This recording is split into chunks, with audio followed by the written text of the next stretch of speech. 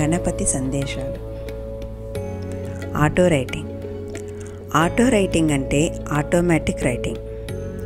ఎవరైనా కాస్త స్వాంత చిత్తంతో కాగితం మీద పెన్నును 15-20 నిమిషాల పాటు కదలకుండా పెట్టి ఉంచితే కొంతసేపటికి ఆ పెన్ను తనంతట తానే కదలటం మొదలవుతుంది. అంటే ఇతర లోక మాస్టర్లు ఆటో రైటింగ్ సాధన చేసేవారి చేతులను తాము స్వాధీనం చేసుకొని తద్వారా చక్కటి సందేశాలను అందిస్తారు. అందులో భాగంగానే అరుణ అనే ఒక ధ్యాని ద్వారా గణపతి మాస్టర్ ఇచ్చిన సందేశాలను గణపతి సందేశాలుగా ఈ పుస్తకంలో, ఈ బుక్లో పొందుపరచడం జరిగింది. ఆటో రైటింగ్ ప్రక్రియ అనుభవజ్ఞులైన మాస్టర్లు పర్యవేక్షణలో చేస్తేనే ఉత్తమం. 2. చావు. భౌతిక శరీరం మరి సూక్ష్మ శరీరం మధ్య ఉండే ప్రాణమయ తీగ అంటే సిల్వర్ కార్డ్ తెగిపోవటమే చావు అంటే. ఆత్మ. శక్తి, ఎనర్జీ, చైతన్యం, కాన్షియస్నెస్, జ్ఞానం, నాలెడ్జ్ యొక్క కలయిక రూపమే ఆత్మ, సెల్ఫ్ అంటే. 4. సూక్ష్మలోకాలు. మన భౌతిక శరీరానికి విభిన్నంగా అంతర్లీనంగా ఉన్న సూక్ష్మ శరీరాది సముదాయంలో తిరగగలిగే భౌతిక విశ్వానికి విభిన్నంగా ఉన్న లోకాలే సూక్ష్మ లోకాలు, ఆస్ట్రల్ వరల్డ్స్. 5. చిరంజీవత్వం. జీవి ఎప్పుడూ చిరకాలంగా ఉండేదే. జీవికి పుట్టుక ఉంది కానీ చావు, నాశనం లేదు. అదే చిరంజీవత్వం అంటే. 6.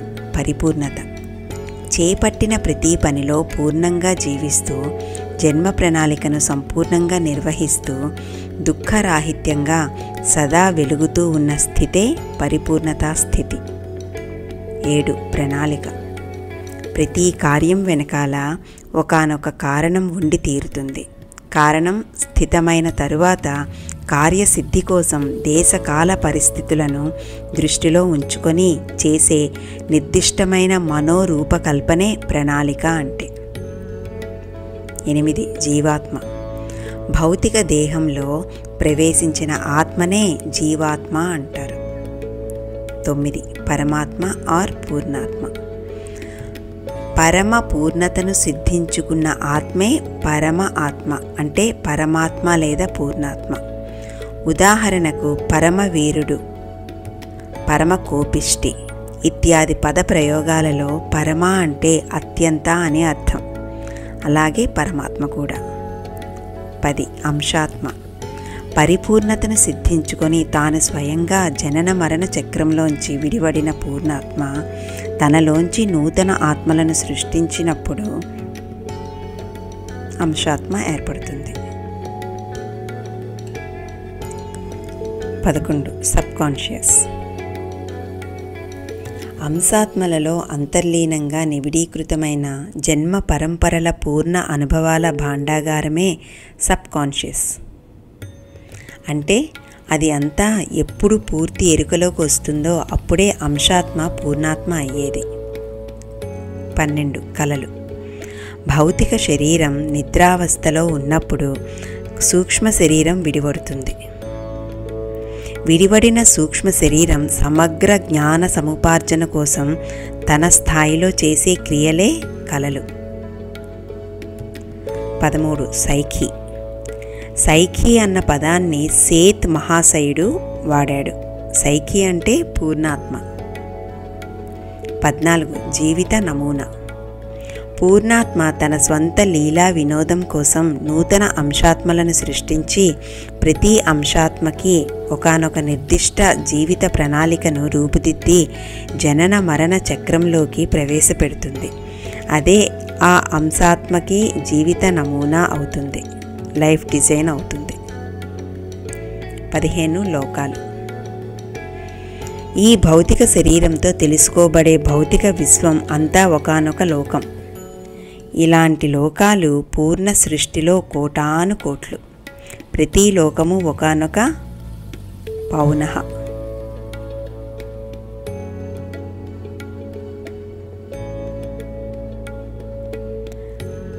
పౌనః పుణ్యత ఫ్రీక్వెన్సీతో కూడిన ప్రకంపనా స్థితిలో ఉంటుంది.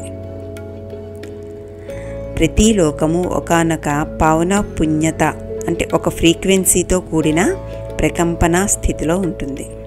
16 సంభావ్యత ఆత్మలు. ప్రతి అంశాత్మలోంచి వెలువడిన వివిధ గాఢ కోరికలు తాముగా జీవాన్ని సంతరించుకొని వివిధ సమాంతర లోకాలలో తమ తమ స్వంత జీవితాలను జీవిస్తూ ఉంటాం. అవే మన సంభావ్యత ఆత్మలు, ప్రోబబుల్ సెల్వ్స్.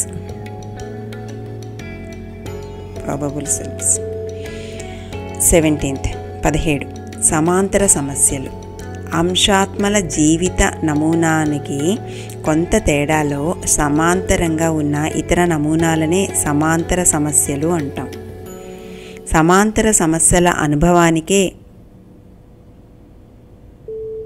బయలుదేరుతాయి సంభావ్యత ఆత్మలు కానీ సమాంతర ఆత్మలు కానీ.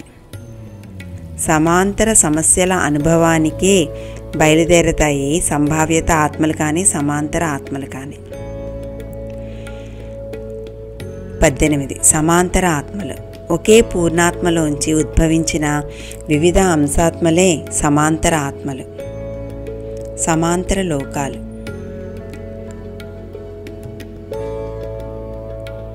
భూలోకంలాగానే ఉండి దానికి అత్యంత సమీపంలో కొంత పౌనః పుణ్యత తేడాతోనే ఉండే లోకాలే అంటే ఫ్రీక్వెన్సీ డిఫరెన్స్తోనే ఉండే లోకాలే సమాంతర లోకాలు, ప్యారలల్ డైమెన్షన్స్. సమాంతర ఆత్మలు కానీ సంభావ్యత ఆత్మలు కానీ వీటిల్లోనే జీవిస్తూ ఉంటాయి. 20 తెలివి. శాస్త్రీయ దృక్పథమే తెలివి. శాస్త్రీయ దృక్పథం లేనివారే తెలివి లేనివారు. సత్యాన్ని శోధించి సాధించగల ఉపకరణమే తెలివి. 21 యోగీశ్వరుడు లేదా సృష్టికర్త. నూతన లోకాలు కానీ నూతన అంశాత్మలను కానీ సృష్టించగల సమర్థుడే యోగీశ్వరుడు. 22 సృజనాత్మకత. ఉన్న వస్తు సముదాయంలోంచి నూతన ప్రయోజనార్థం చేసే నూతన ప్రయోగ క్రియా కార్యకలాపమే సృజనాత్మకత అంటే. 23 కర్మ. చేసే ప్రతి పని, ఆలోచించే ప్రతి ఆలోచన ఒక కర్మయోగం. కర్మయోగం అంటే చేసే ప్రతి పని, ఆలోచించే ప్రతి ఆలోచన సృజనాత్మకంగా ఉంచుకోగలగటమే. 24 పుణ్యం. పుణ్యం అంటే చేసిన మంచి పనుల పర్యవసానాల మూట కాదు. పుణ్యం అంటే ఆధ్యాత్మికంగా ప్రాప్తించుకున్న ఆత్మజ్ఞానమే పుణ్యం. పురుషార్థం. పురుషుడు అంటే జీవాత్మ. జీవాత్మ ఏ అర్థం కోసం భౌతిక శరీరం తీసుకుందో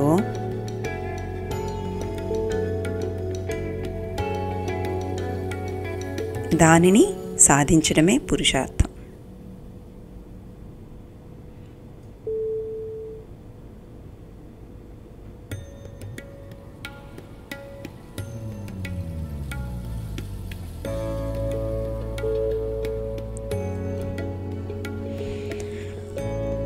అనగా ఆ ఆధ్యాత్మిక పురోగతి పురుషార్థం. 26 మనస్సాక్షి. అంశాత్మ తన చిత్తాన్ని స్వాంతం చేసుకున్న తరుణాలలో స్పష్టంగా గ్రహింపబడే పూర్ణాత్మ యొక్క సంకేతాల సముదాయమే మనస్సాక్షి అంటే. బ్రహ్మర్షి పితామహ పత్రిజీ. పైన ఉన్న అర్థాలన్నీ కూడా మన పత్రిజీ మహారాజ్ తాలూకా సందేశాలు. పార్ట్ 2. నేను సి అరుణ. నేను 1992 నవంబర్లో ధ్యానం చేయటం మొదలుపెట్టాను. వెంటనే వివిధమైన స్థలాలను, మాస్టర్లను చూడటం జరిగింది. మొదటి వారంలోనే ఎప్పుడూ మాస్టర్లందరూ వచ్చి పెన్నులు, పెద్ద పెద్ద కాగితాలు ఇచ్చేశారు. ఆ రోజు 1993 జనవరి 11. ఆ రోజు 1993 జనవరి 11వ తేదీ. ఆ రోజు ఒక మాస్టరు ధ్యానంలో ప్రత్యక్షమై తన కోసం వ్రాయమని చెప్పారు.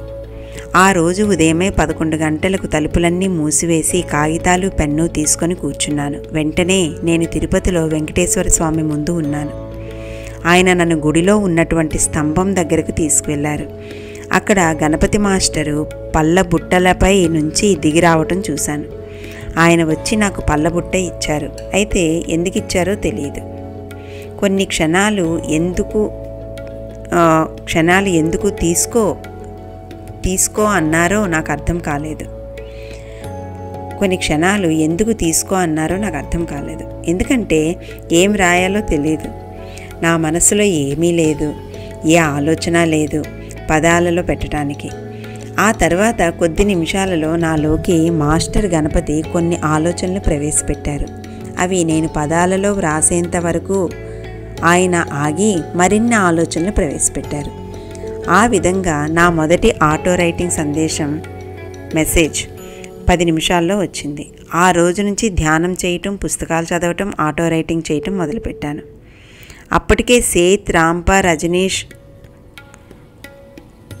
కాస్టనెడా ఇంకా ఎంతోమంది మాస్టర్లు రాసిన పుస్తకాలు చదవటం జరిగింది. 1993లో ఒక రోజున నా భర్తకు ఒక ఆలోచన వచ్చింది. గణపతి మాస్టరు ఒక చిన్న పుస్తక రూపంలో కొన్ని ఆధ్యాత్మిక విషయాలపై, అంటే చనిపోయిన తర్వాత జీవితం, ఇతర జన్మలు, కర్మ సిద్ధాంతం మొదలైన అంశాలపై వివరణ ఇస్తే బాగుంటుంది కదా అని. ఆ రోజు నేను ధ్యానం చేస్తుండగా నేను అనే పుస్తకాన్ని చూడటం జరిగింది. వెంటనే వ్రాయు అని చెప్పటం జరిగింది. ఇంతవరకు ఎన్నో విషయాలు ఇంగ్లీష్లో వచ్చాయి. ఇదే తెలుగులో నా మొదటి ఆటో రైటింగ్. నా కృషికి స్ఫూర్తినిచ్చిన నా మాస్టర్ బ్రహ్మర్షి పత్రిజీ గారు, అన్ని విషయాల్లో సహాయంగా ఉన్న నా భర్త శ్రీ మూర్తి గారు, మరి నా తోటి ధ్యాన మిత్రులు అందరూ కలిసి ఈ పుస్తకాన్ని వెలుగులోకి తెచ్చారు. అడిగిన వెంటనే ఈ పుస్తకానికి కావలసిన సమాచారాన్ని ఇచ్చిన గణపతి మాస్టర్కి కృతజ్ఞతలు. ఇట్లు సి. అరుణ. నేను ఈరోజు ఇంకా నిద్రదేవత కరుణించలేదు. ఈరోజు వాతావరణం ఆహ్లాదకరంగా ఉన్నా ఎందుకో నా మనసంతా గందరగోళంగా ఉంది. ఇంతటి ఆనందకరమైన వాతావరణంలో నేను ఎందుకు ఆనందంగా ఉండలేకపోతున్నాను? నా ప్రశ్నలకు జవాబులు దొరికే రోజు కోసం ఎదురు చూడటమే జీవితం అంటే. ఏమిటో ఎక్కడా సమాధానాలు దొరకటం లేదు. ప్రశ్నలు తప్ప జీవితం అంటే ఇంకేమీ లేదా? ప్రతి ప్రశ్నకు ఒక జవాబు ఉంటుందంటారు. మరి ఒక్క ప్రశ్నకు కూడా జవాబు దొరకటం లేదే. లోపం నా ప్రశ్నలో ఉందా లేక నాలోనే ఉందా? ఏమో. ఎవరి వల్ల తీరని ఈ ప్రశ్నలకు జవాబులు దొరుకుతాయో లేదో, ఎవరి వల్ల నాకు ఆనందం దొరుకుతుందో ఎదురు చూడటమే నా దినచర్య అయ్యింది. పోనీ అని బయటికి వెళ్ళామా అంటే అంతుపట్టని మరిన్ని ప్రశ్నలు, మరిన్ని అంతులేని వాదనలు. నాలోని నాకే ఈ ప్రశ్నలు తప్ప నాకేమీ పని లేదనుకునేరు. కానీ చెబుతా, పొద్దస్తమానం పనిచేస్తే కానీ గడపని జీవితం నాది. పొద్దస్తమానం పనిచేస్తే కానీ గడవని జీవితం నాది. ఇదివరకు ఎప్పుడూ ప్రశ్నలు, వాటి జవాబులు అని నన్ను నేను పీడించుకోలేదు మాస్టారు. ఈ మధ్య మా దూరపు బంధువు ఒక ఆయన కొన్ని ప్రశ్నలు వేశాడు. అవి నన్ను పట్టుకొని వదలట్లేదు. మనిషి పుట్టడం ఎందుకు, మనిషి చావడం ఎందుకు అని. ఏమో సారు, నాకు హాయిగా తిని సినిమాలు చూసి ఆనందంగా అందరితోనూ గడపటమే అలవాటు. అలాంటి నన్ను ఈ ప్రశ్నల ఊబిలోకి లాగిన వారు ఆ దూరపు బంధువు గౌతమ్. చేసేది ఏమీ లేక ఆలోచించి బుర్ర వేడెక్కింది. కానీ సమాధానాలు మాత్రం దొరకలేదు. ఎవరిని అడిగినా వ్యాఖ్యలు చేసేవారే కానీ సంతృప్తికరమైన సమాధానాలు ఇచ్చే మహానుభావులు దొరకలేదు. దానికోసమే సెలవు పెట్టి గౌతమ్ గారి దగ్గరకు వెళితే గౌతమ్ గారు ఆసనంలో కూర్చొని కళ్ళు మూసుకొని ఉండటం గమనించాను. కళ్ళు మూసుకొని ఉన్న వారిని పిలవబుద్ధి కాక ఎదురుగా కుర్చీలో కూర్చొని వారినే తదేకంగా చూస్తూ ఉండిపోయాను. అప్పుడు నాకు ఒక ఊహ తట్టింది. అదేమిటి, ఆయన ఇక్కడ లేరే, ఎక్కడికి వెళ్ళారు? వెంటనే నా మనసులో అనిపించింది. మళ్ళీ ప్రశ్నలు. వద్దు బాబు, ఆయన ఎక్కడికి వెళ్తేనేమి, సరే వెళితే వెళ్ళని, ఎందుకు ఈ ప్రశ్నల ఇరుకున నేను అనిపించి నన్ను నేను సంభాళించుకున్నాను. ఇంతలో గౌతమ్ గారు కళ్ళు తెరిచి, అరే ఏమిటి ఇక్కడున్నావు, ఎప్పుడొచ్చావు అని అడిగారు. ఏం చెప్పమంటారు, మీరు వేసిన 2 ప్రశ్నలు నాకు 17 ప్రశ్నలుగా మారి ఏమీ పాలుపోకుండా చూస్తున్నాయి అని అన్నాను. అప్పుడు ఆయన మనం మొదట భోంచేయమని చెప్పారు. తరువాత మొదటి ప్రశ్న ఒక తెల్లటి కాగితం మీద వ్రాసి కళ్ళు మూసుకొని కూర్చో అని నాకు సలహా ఇచ్చారు. అప్పుడు నేను అన్నాను, ఎందుకు మాస్టారు ప్రశ్నలకు సమాధానాలు ఇవ్వమంటే కళ్ళు మూసుకోమంటారు, నన్ను ఎందుకు ఇలా బాధిస్తారు? ఆయన అన్నారు, చూడు బాబు, కళ్ళు మూసుకొని ప్రపంచాన్ని చూడటం నేర్చుకో. అప్పుడు కానీ నువ్వు నీ ప్రశ్నకు సమాధానం తెలుసుకునే యోగ్యుడవు కాలేవు అని లేచి సీరియస్గా వెళ్ళిపోయారు. వస్తారేమో అని చాలాసేపు చూశాను, కానీ ఆ తర్వాత అర్ధగంటకు నాకు అర్థమైంది, సరే చేసేదేముంది, చేసుకున్న వారికి చేసుకున్నంత మహదేవా అన్నారు కదా. అలా అని కళ్ళు మూసుకొని ఏమవుతుందో చూద్దామని కూర్చున్నాను. నేను కళ్ళు తెరిచేసరికి ఆయన మంచినీళ్ళ గ్లాసుతో నా మాట కోసం ఎదురు చూస్తున్నారు. నాకు తెలియకుండానే నాలోంచి మాటలు వెలువడ్డాయి. మీరు చెప్పింది ఖచ్చితంగా సరి అయిన సమాధానం. నా ప్రశ్నలకు సమాధానాలు నాలోనే ఉన్నాయి. ఈ విధంగా నా ప్రయాణం మొదలై 6 నెలల్లో ఎన్నో ప్రశ్నలకు సమాధానాలు కళ్ళు మూసుకొని కూర్చొని కనుక్కున్నాను. కళ్ళు మూసుకొని ఎన్నో జీవిత సత్యాల్ని అవగాహన చేసుకున్నాను. అవి నేను ఒక ఆత్మను, నా జీవితానికి ఒక ధ్యేయం అంటూ ఉంది, నేను ఒక జన్మలో సాధించగలిగే పనులు ఎన్నుకొని వచ్చాను, నాకు నా జీవితం చాలా ముఖ్యం, నన్ను నేను గెలుచుకున్న తరువాతే వేరే ఎవరికైనా సహాయం చేయగలను.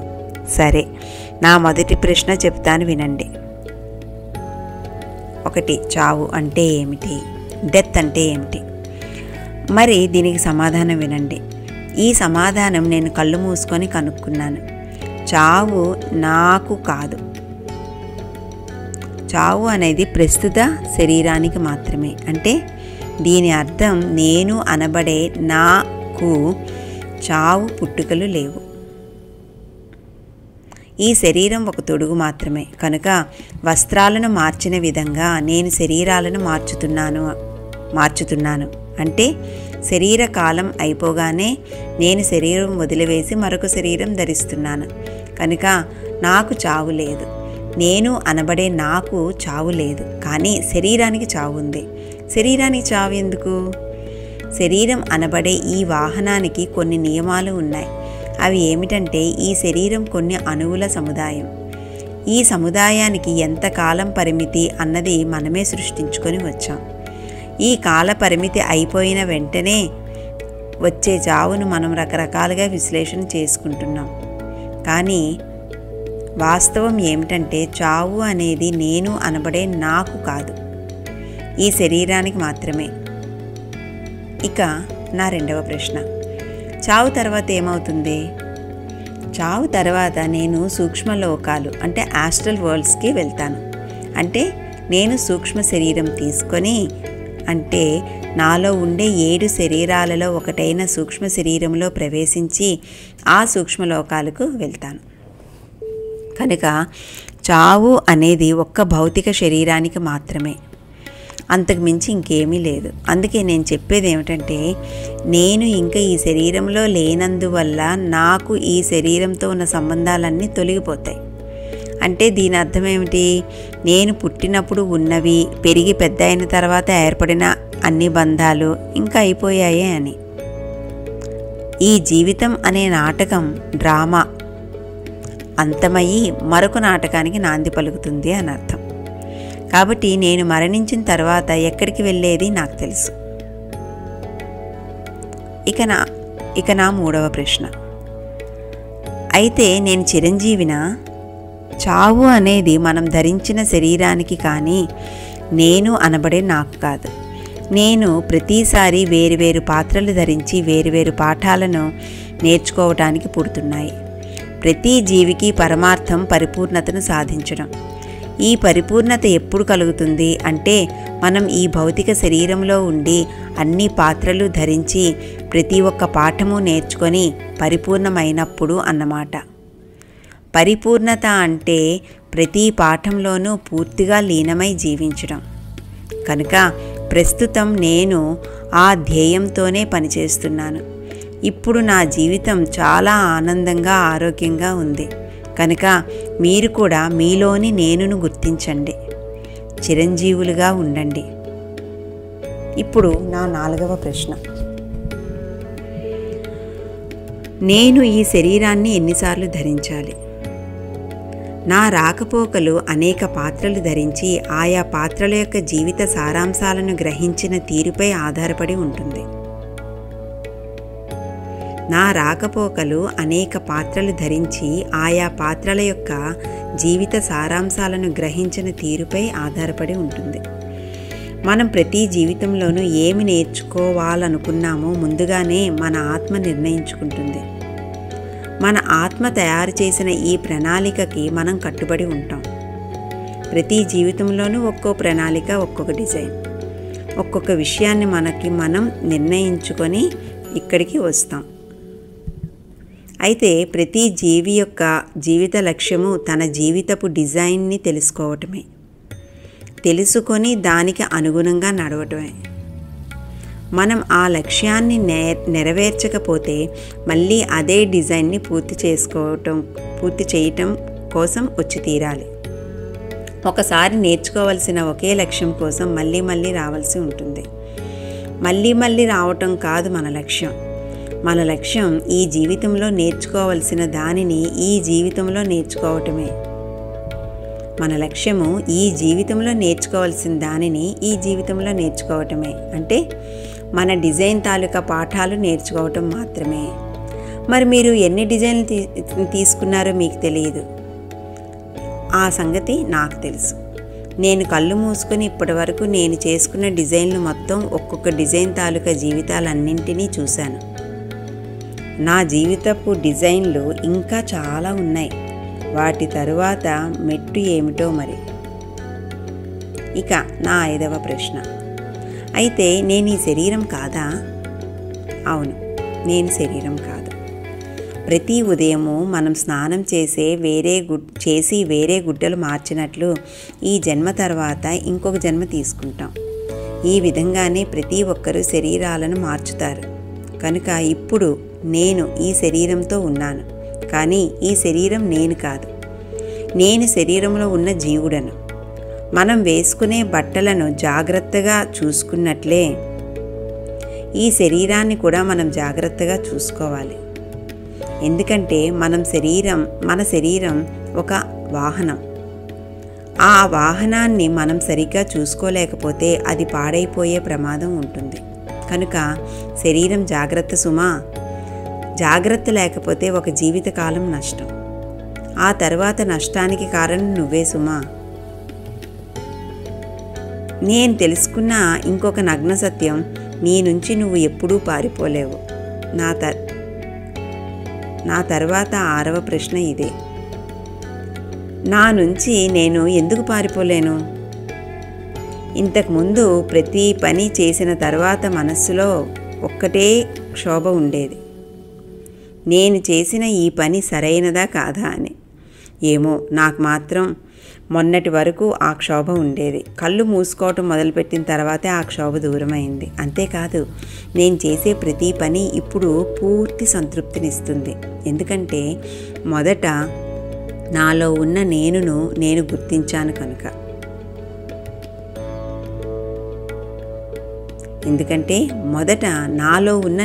నేను గుర్తించాను కనుక. నేనును గుర్తించకపోవటం వలన మనకు జీవిత ధ్యేయం తెలియదు. జీవిత ధ్యేయం తెలియకపోవటం వల్లనే మనం నిత్యము మదన పడతాం.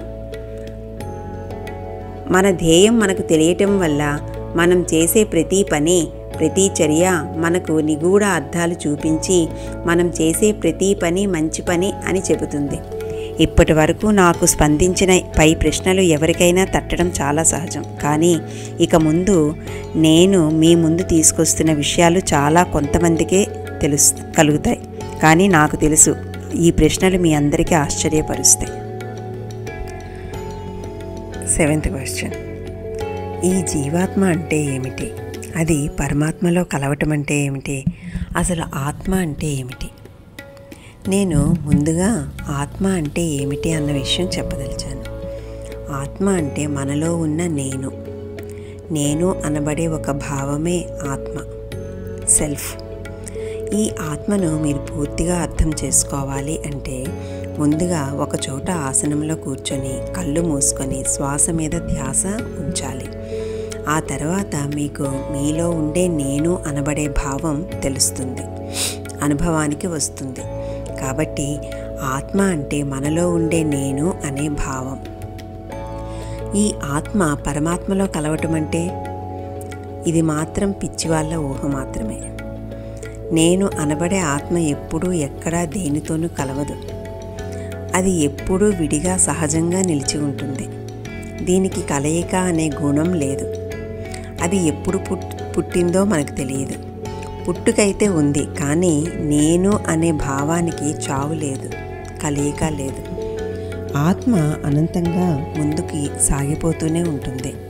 అదే ఆత్మ యొక్క అసలు లక్షణం. కనుక ఈ ఆత్మ ఎప్పుడూ దేనితోనూ కలవదు. ఇప్పుడు మనం పరమాత్మను గురించి తెలుసుకుందాం. పరమాత్మ అంటే ఇంగ్లీష్లో ఓవర్ సెల్ఫ్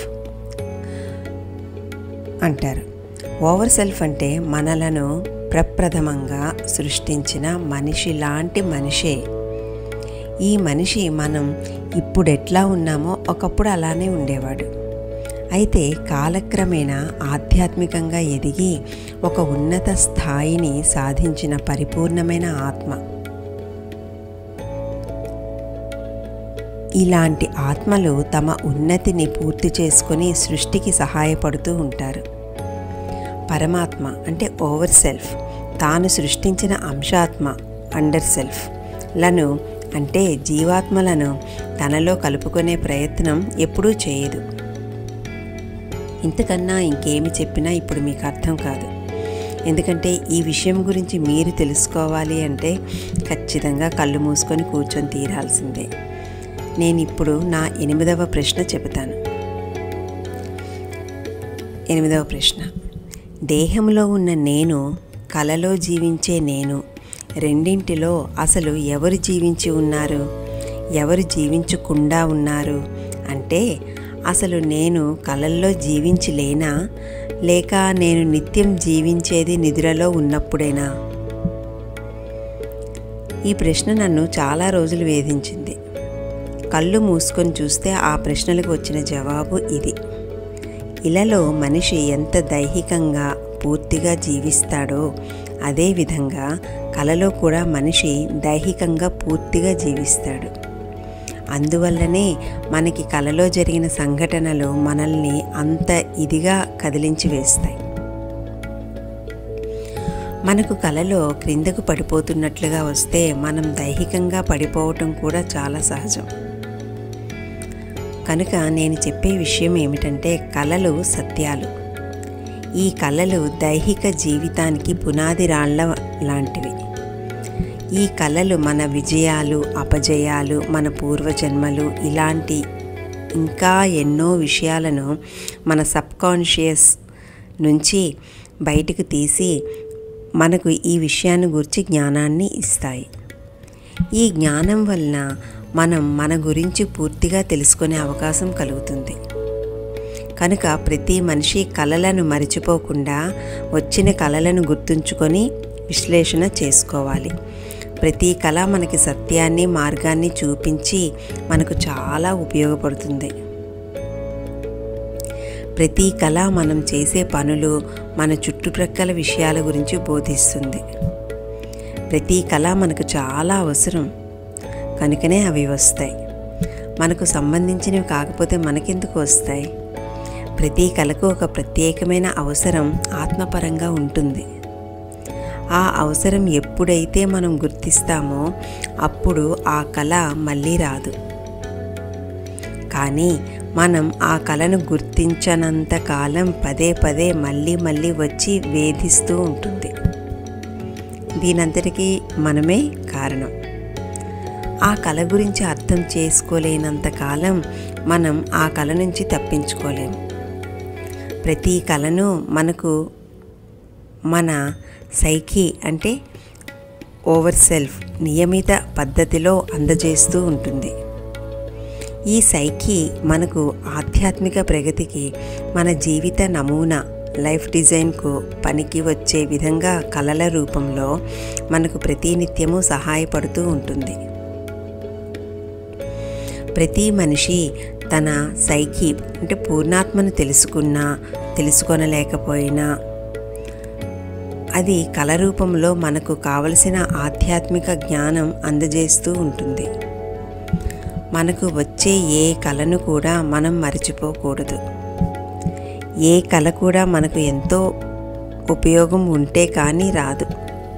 కనుక ఆధ్యాత్మిక ప్రగతి కోరుకునే ప్రతి ఒక్కరూ చేయవలసిన చిన్న పని ఒక్కటే, కళ్ళు మూసుకొని కూర్చొని వచ్చిన కళను జాగ్రత్తగా విశ్లేషించి దానిని అర్థం చేసుకోవటమే.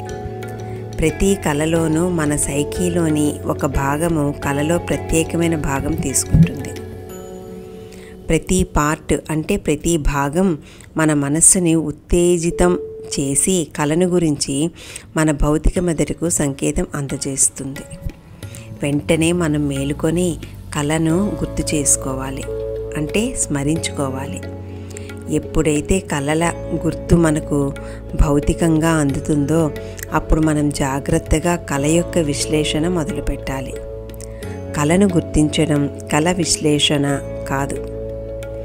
కళ రాకకు అర్థము కళను గుర్తించడంతో అయిపోదు. కళను గుర్తించిన తర్వాత కళ ఎందుకు వచ్చింది, కళ యొక్క ఉద్దేశం ఏమిటి అని తెలుసుకోవడంలో ఉంది. మన జీవితానికి కళ ప్రతిరూపం. కళలో వచ్చిన ప్రతి సంఘటన మనం మన నిజ జీవితంలో ఎదుర్కోవాల్సిన అవసరం లేదు.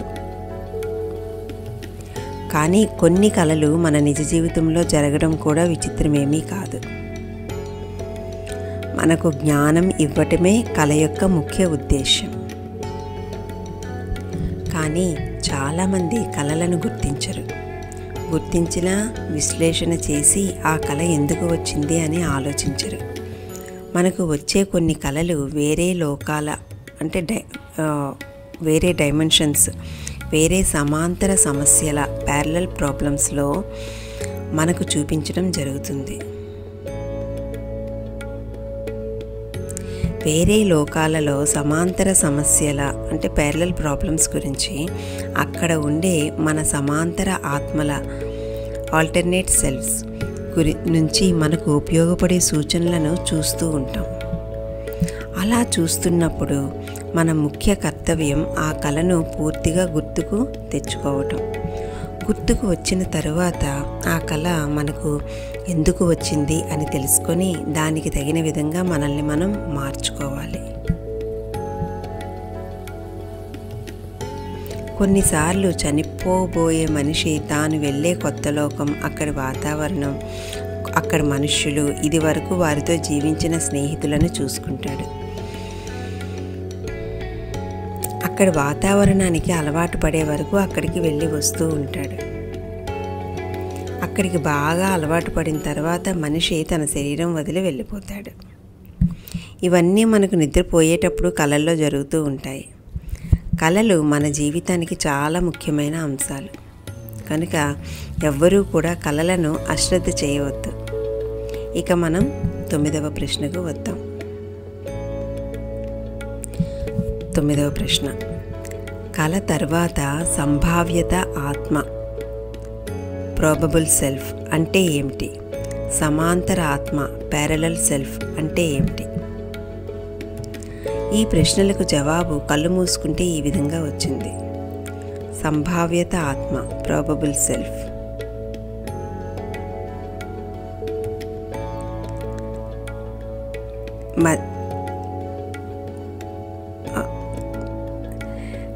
ఇక్కడ ఒక డయాగ్రామ్ ఉంది. డయాగ్రామ్ మీకు జస్ట్ ఎక్స్ప్లెయిన్ చేస్తున్నా. నేను అన్నది మధ్యలో ఉండి దాని చుట్టూ కూడా క్వశ్చన్స్. నేను చదువుకుంటే, నాకు ఉద్యోగం వస్తే, చదువు కొనకపోతే, అందంగా ఉంటే, పుట్టకుండా ఉంటే, అందవిహీనంగా ఉంటే, డబ్బు లేకపోతే, డబ్బు బాగా ఉంటే, పెళ్ళి చేసుకుంటే, ఉద్యోగం వస్తే, ఉద్యోగం రాకపోతే, ఇలా కాంట్రవర్సీ క్వశ్చన్స్ ఇక్కడ ఇచ్చారు. మధ్యలో ఉన్న నేను అసలు నేను. ఈ సెంటర్లో ఒక రౌండ్లో ఒక నేను అని ఉంది, అది అసలు నేను. చుట్టూ ఉన్న గీతలు నా కోరికలు. ఏమిటది? నేను చదువుకుంటే, నేను చదువుకోకపోతే, అందంగా ఉంటే, అందంగా లేక అందవిహీనంగా ఉంటే, పుట్టకుండా ఉంటే, డబ్బు లేకపోతే, డబ్బు ఉంటే, పెళ్లి చేసుకుంటే, ఉద్యోగం ఉంటే, ఉద్యోగం రాకపోతే, ఇలాగ డిఫరెంట్ క్వశ్చన్స్ ఉన్నాయి. అవన్నీ కూడా కోరికలు. చుట్టూ ఉన్న గీతలు నా కోరికలు. నా కోరికలకు నాలో నుంచి చిన్న చిన్న అంశాలలో నేను వాటి వైపుకు ఆకర్షితమై నాలో నుంచి నా యొక్క రూపము ఒక్కొక్కటి విడుదల అయి వెళ్ళి ఆయా కోరికలను తీర్చుకోవటానికి జీవిస్తూ ఉంటుంది. నాలో నుంచి వచ్చిన ప్రతి అంశ ఇక్కడ నేను ఏ విధంగా జీవిస్తున్నానో అవి కూడా అక్కడ ఒకానొక కోరికను తీసుకొని జీవిస్తూ ఉంటుంది. కాలక్రమేణా ఆ కోరిక నెరవేరటం జరుగుతూ ఉంటుంది. ఆ కోరిక తీరటం వలన మనకు కలిగిన జ్ఞాపకం మనకు కలలో తెలుస్తుంది. తెలుసుకునే ప్రయత్నం మాత్రం మనం తప్పకుండా చేయాలి. కాబట్టి ఇప్పుడు నేను మీకు చెప్పిన ఒక్కో కోరిక, ఒక్కో సంభావ్యత, ప్రాబబిలిటీలో మనకు ప్రతినిత్యము కలుగుతూ ఉంటాయి. వాటికి మనం తెలియకుండానే ఆలోచన రూపం పెట్టి సంభావ్యతలను సృష్టించుకుంటూ వెళ్తాం. సృష్టించబడ్డ ప్రతి సంభావ్యత మనకు తెలుస్తూ ఉంటుంది. మనమే దాన్ని సృష్టించుకున్నాం కనుక దాని వివరాలు మనకు కనిపించిన వెంటనే తెలుస్తాయి. కానీ మన అందరికీ కలలో కనిపించిన సంభావ్యతలను చూసి అశ్రద్ధ చేయటం బాగా అలవాటు అయిపోయింది. ప్రతి సంభావ్యత లోకం, ప్రాబబుల్ వరల్డ్లో ఉండే నేను మనకు ఒకానొక సందేశం ఇవ్వాలనుకుంటుంది. సందేశం అందుకోవటంతో సంభావ్యత లక్ష్యం పూర్తి అవుతుంది. కానీ ఆ సందేశాన్ని అందుకోకుండా దానిని పొడిగిస్తూ ఉంటాం. దానికి గల ముఖ్య కారణం మనకు తెలివి, ఇంటెలెక్ట్ అన్నది లేకపోవటమే. ప్రతి సంభావ్యత నుంచి మనం మన కోరికల నుంచి నేర్చుకొని వచ్చిన విజ్ఞానాన్ని, అమూల్య విషయాలను అర్థం చేసుకోవడానికి ప్రయత్నం చేయాలి. అప్పుడు మనం ప్రతి సంభావ్యత నుండి నెమ్మదిగా ముందుకు వెళ్ళే బాటను చూడగలుగుతాం. సంభావ్యత ఆత్మ, ప్రాబబుల్ సెల్ఫ్. ఇక్కడ మళ్ళీ చిన్న డయాగ్రామ్. నేను అన్నది సెంటర్ రౌండ్లో ఉంది. గత జన్మ నేను, రాబో జన్మ నేను. ఏడి నాటి నేను, ప్రస్తుత నేను. బీసీ నాటి నేను, నాకంటే ఎక్కువ వయస్సు ఉన్న నేను, నాకంటే తక్కువ వయస్సు ఉన్న నేను. ఇవి దాని చుట్టూ లైన్స్ ఉన్నాయన్నమాట. మధ్యలో ఉన్న నేను అసలు నేను. అగైన్ మధ్యలో ఉన్న రౌండ్లో ఉన్న నేను అసలు నేను అంటే కారణ లోకాలలో ఉన్న ఒకానొక పూర్ణాత్మ అన్నమాట. ఈ అసలు నేనుకు శాఖలు ఉంటాయి. ఇక్కడి నేను అంటే ప్రస్తుత నేను.